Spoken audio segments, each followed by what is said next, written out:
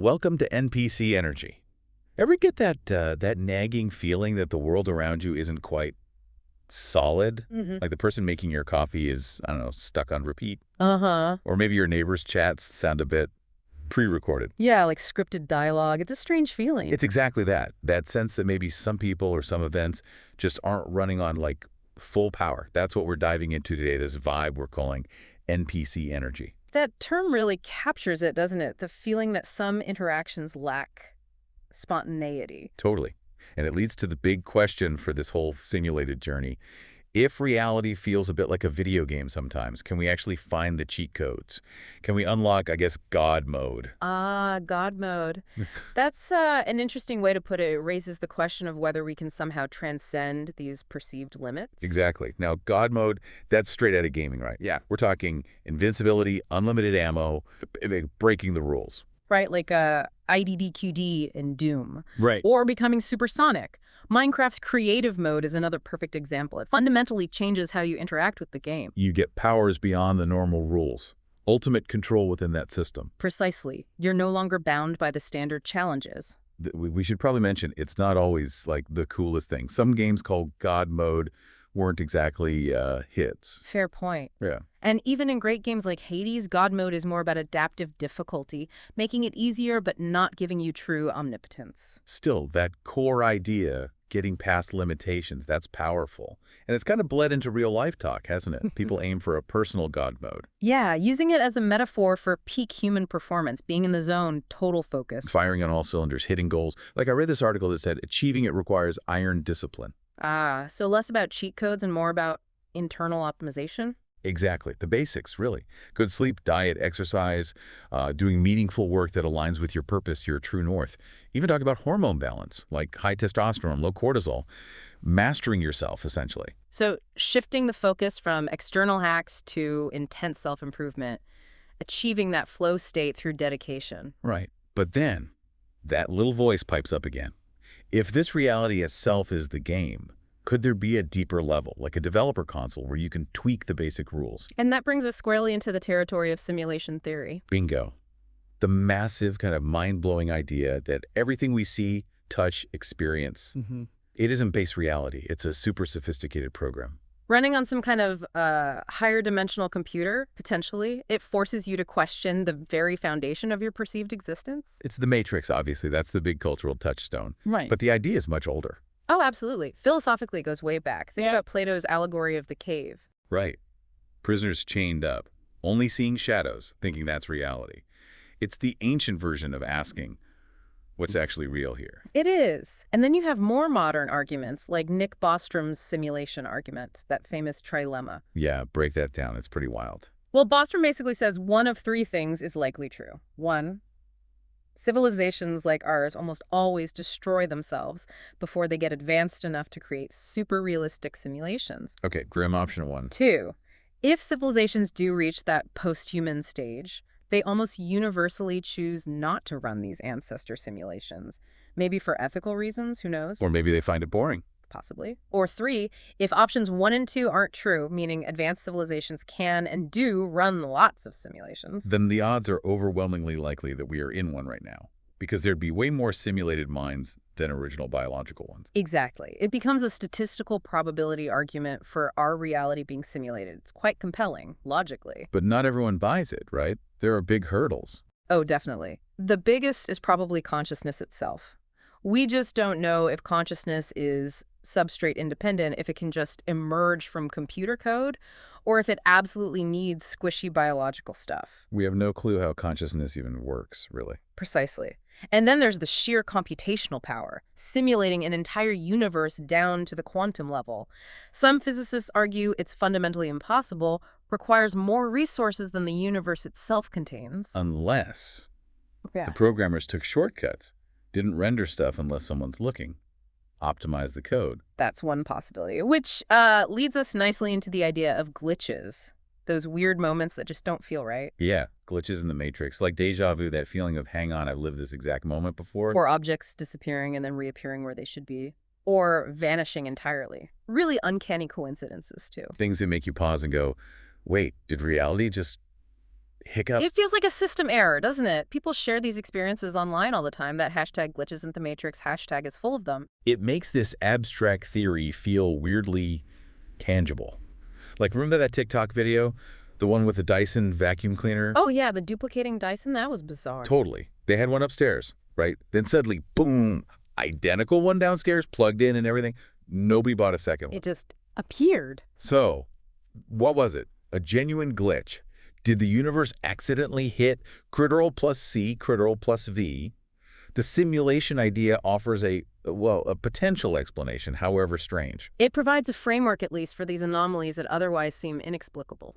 And that ties into another concept that's exploded online, NPCs, non-player characters? Right, borrowed straight from video games. The background figures, the shopkeepers, the guards. The ones with limited AI who just repeat the same actions, say the same few lines over and over. They're just background filler. They exist to make the game world feel populated, but they don't have the complexity or agency of the player character. And now it's this massive internet meme, the gray Wojak face. People use it to dismiss others online, often in political arguments, suggesting they're just mindless drones repeating talking points. Which can be problematic, but the core feeling it taps into is that sometimes you interact with someone in real life and it feels hollow, like they aren't really there, they're just running through a preset script. Exactly. That lack of genuine, spontaneous connection, it can feel unsettling. Which brings us to our first piece of, let's call it, anecdotal evidence from our anonymous sources. Okay, let's hear it. These personal stories often capture the feeling best. Anonymous sources testimony #1. This person calls it, "My barista is definitely running on rails." Yeah. They say, look, same coffee place, same time every day, large black coffee, no room. And Chad the barista, that's what his name tag says. Anyway, every single time says, large black, coming right up, with this completely vacant expression. Total routine. Hands it over. Have a good one. Same tone, same everything. One day I asked him, "Hey, Chad, see any interesting cloud shapes today?"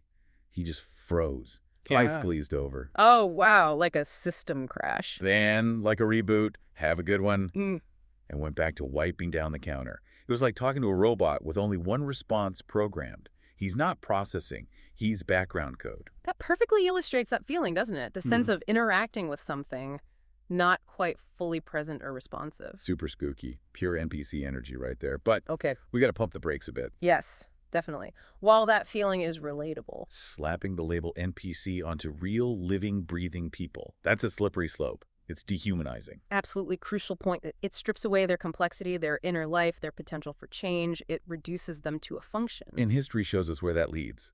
Thinking of others as less than fully human makes it way easier to dismiss them, ignore their struggles, even justify harming them. So extreme caution is needed. Acknowledge the feeling, sure, but resist the label when it comes to actual people. Right? Maybe we save NPC for the truly weird stuff, the glitches, like the duplicating vacuum cleaner. Let's hear that story. Another anonymous source. Yep. Anonymous sources testimony, #2, the case of the duplicating Dyson. They write, "Okay, this is weird. We have one fancy purple Dyson vacuum, a V15. We keep it upstairs. Okay, standard household setup. Last Tuesday, I'm downstairs making toast, and there it is, the purple Dyson, plugged in. I freaked. Ran upstairs, and the other one was there too. Identical. Same model, same little scuffs. Whoa, 2 of them. We definitely only bought one. Checked everything, so now there are 2. Did the universe just trio plus C, a trio plus V my vacuum? Is this a bug? Who do I even report this to?" Huh, good question. Who do you report a universe bug to? That's a classic glitch story. An object inexplicably duplicating. Exactly. Duplicating Dysons, looping baristas.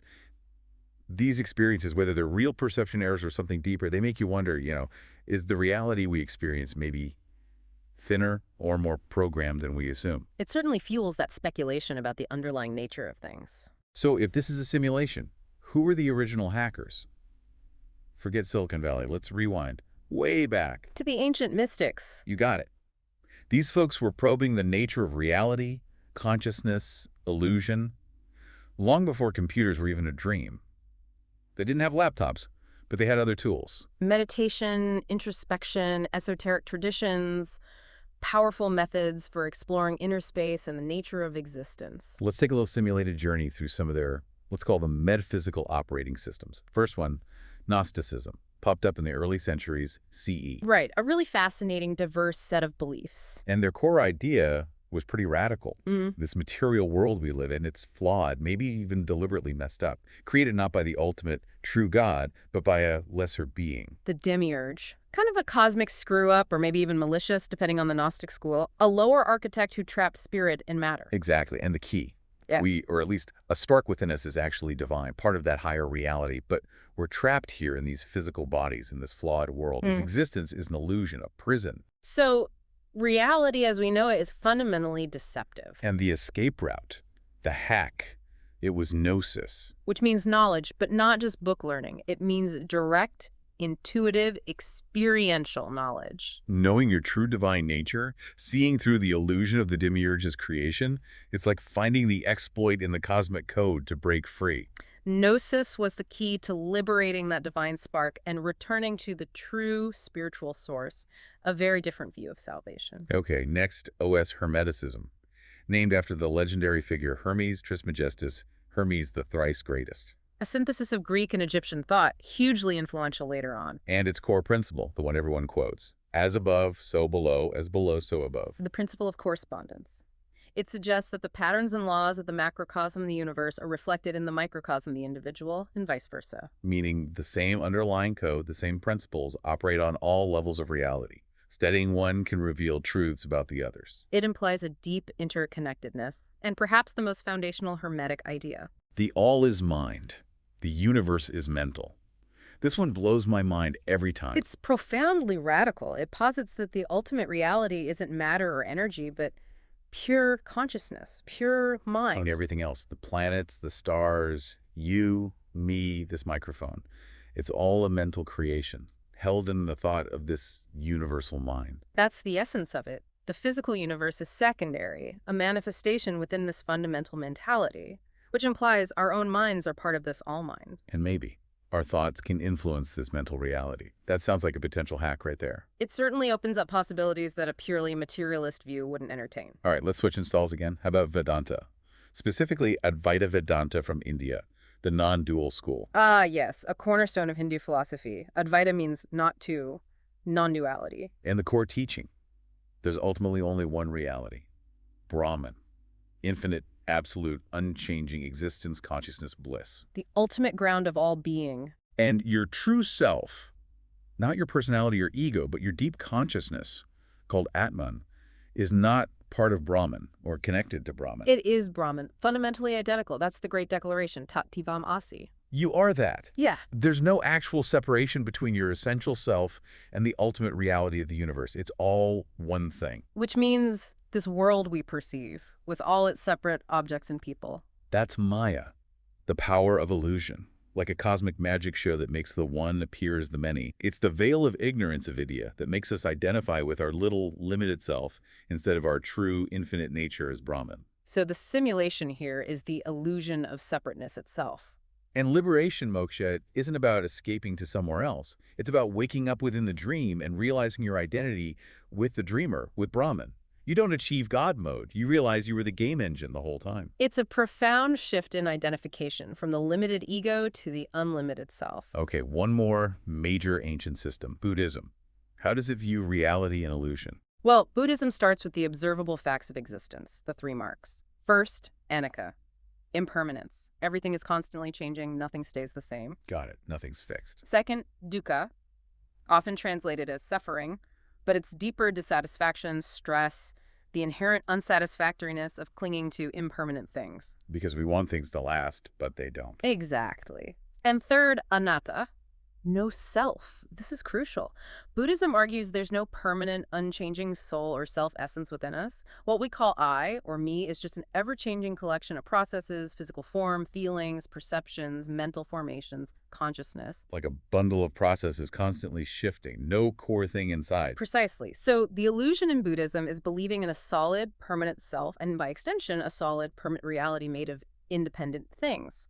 And understanding these 3 marks, plus the concept of shunyata, emptiness, the idea that nothing has inherent independent existence, it all arises dependently. That's the path.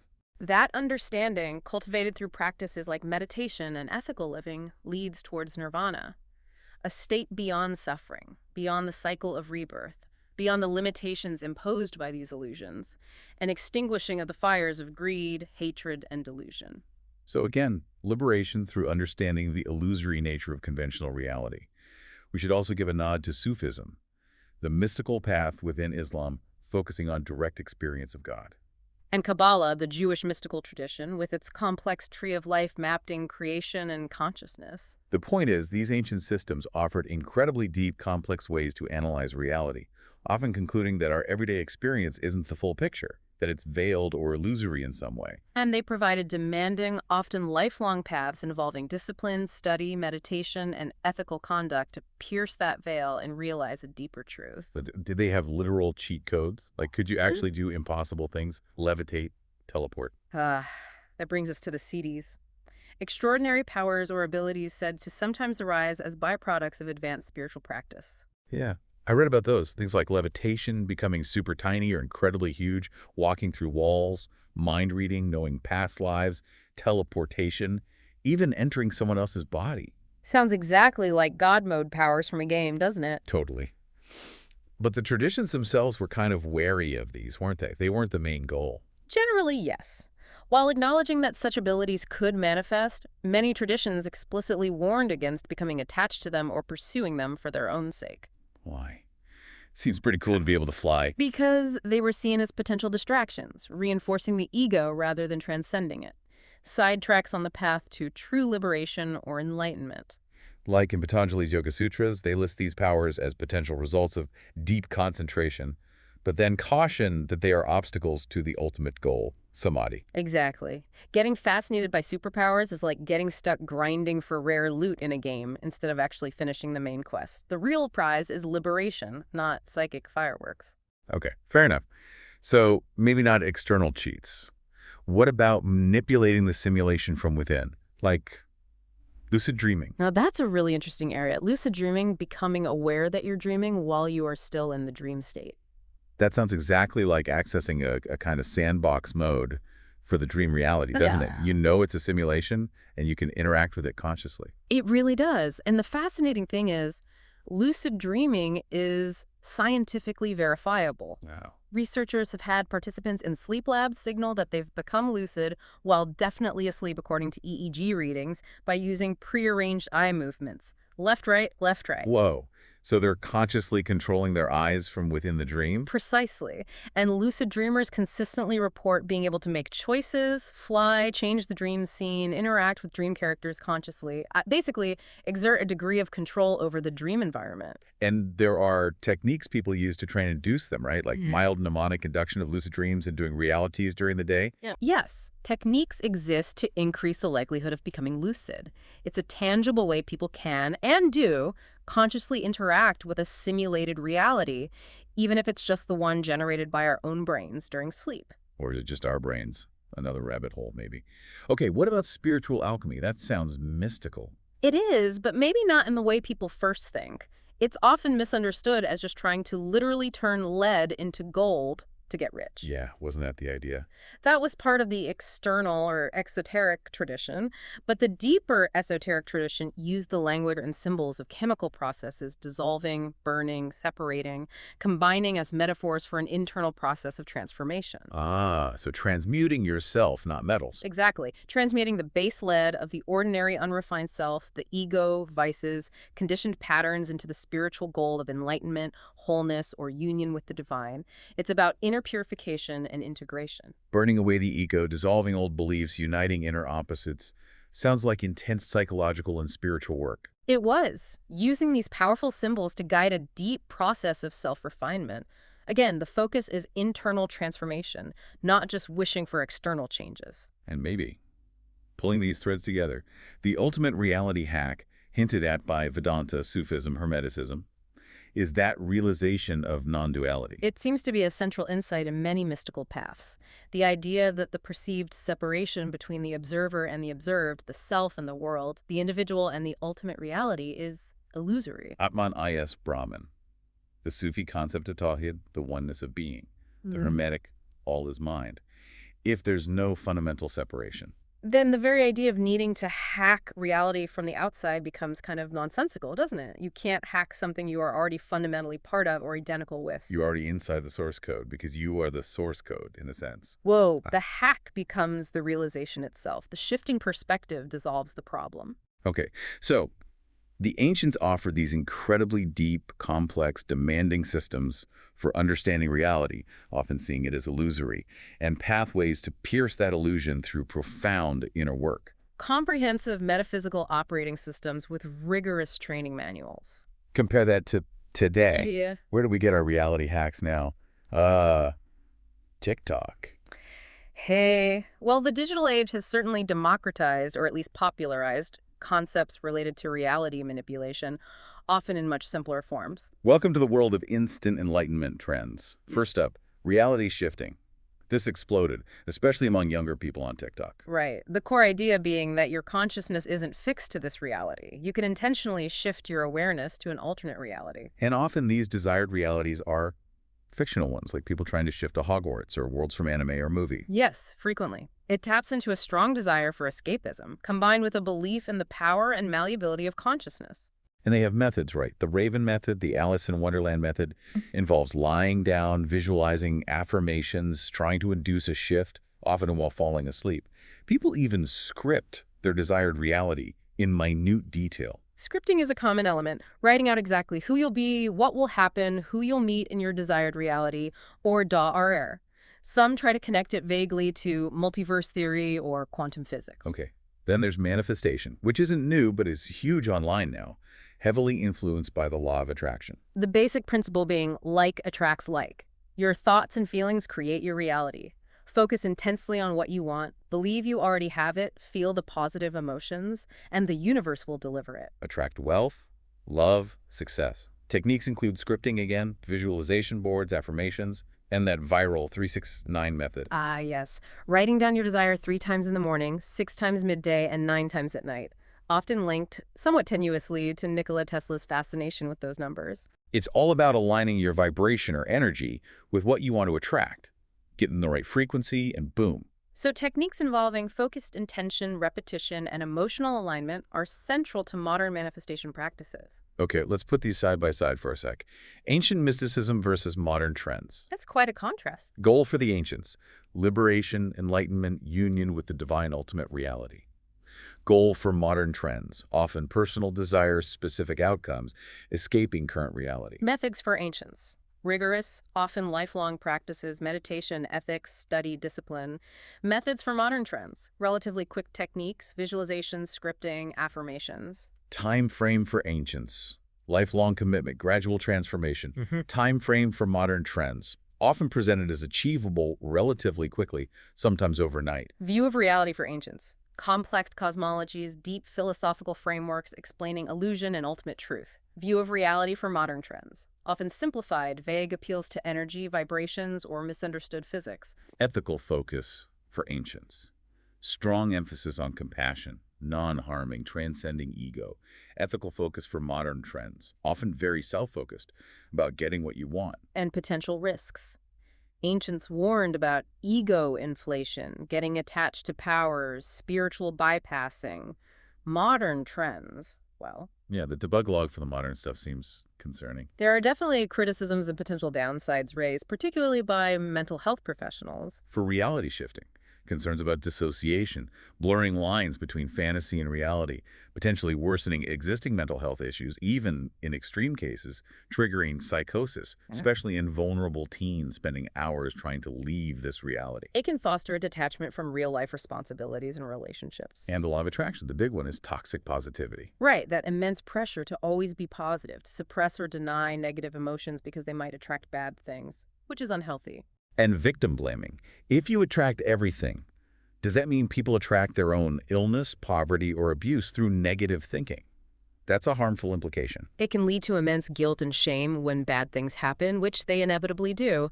Plus, there's a lack of credible scientific basis for the mechanisms proposed. It can also fuel anxiety, am I thinking positively enough, or OCD-like tendencies with repetitive affirmation rituals. And as you said, it often seems focused on superficial desires, lacking that deeper ethical or spiritual dimension of the ancient paths. So, while tapping into a genuine human desire for agency and betterment, these modern trends lack the depth, safeguards, and comprehensive frameworks of the ancient traditions. It feels like the ancients gave us the full, complex operating system source code, complete with warnings and manuals. TikTok gives us simplified executable files with maybe some malware hidden inside and definitely no safety guidelines. That's a good analogy. Quick fixes versus deep understanding. Which brings us to our final Yeah. cautionary tale, another gem from the Anonymous Sources archives. Oh boy, let's hear it.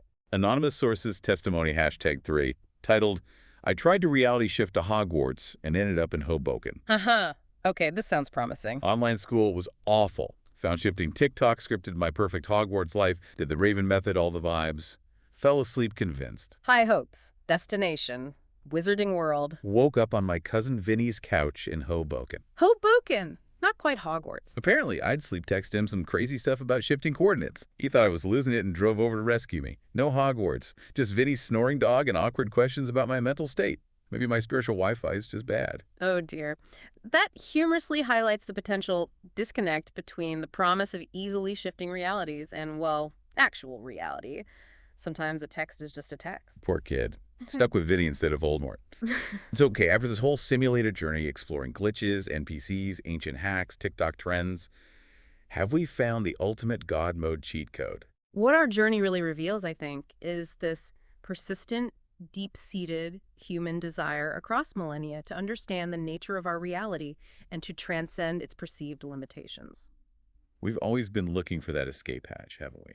From Plato's prisoners wanting out of the cave, to Gnostics trying to escape the demiurge, to yogis seeking cities, to Neo choosing the red pill, right up to kids trying to shift to Hogwarts on TikTok. It's a fundamental urge to push boundaries, to seek more, to find agency, to ask, is this all there is? Video games provide a direct, satisfying way to experience that God mode feeling. Look, maybe. Maybe the real God mode, the one applicable to this reality, isn't about external manipulation, not about manifesting Lamborghinis or flying or changing the world with a thought. Maybe it's closer to what the ancient mystics were pointing towards, an internal process. Yeah, maybe it's about debugging ourselves, understanding our own internal code, our own minds, our reactions, our illusions, the inner work.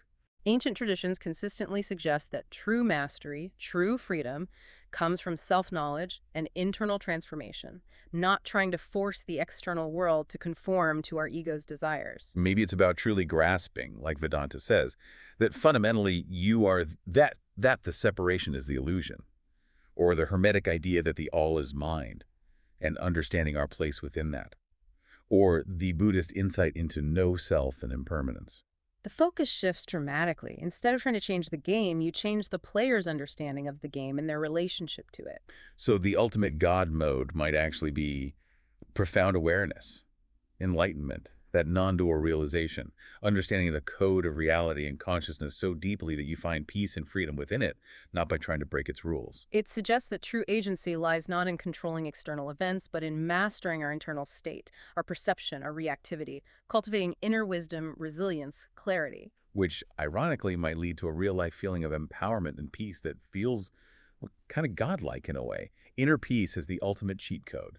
A state less susceptible to the ups and downs of external circumstances.